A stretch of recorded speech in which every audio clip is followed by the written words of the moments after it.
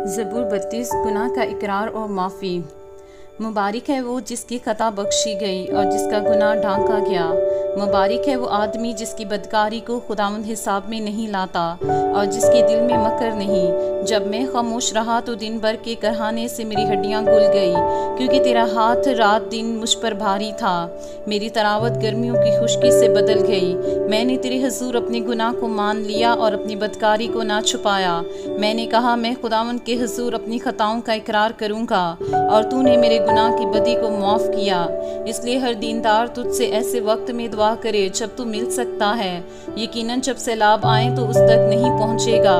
तू मेरे छुपने की जगह है, तू मुझे दुख से बचाए रखेगा। तू मुझे रिहाई के नगमों से घेर लेगा। मैं तुझे तालीम दूंगा और जिस राह पर तुझे चलना होगा तुझे बताऊंगा। मैं तुझे सलाह दूंगा, मेरी नज़र तुझ पर होगी।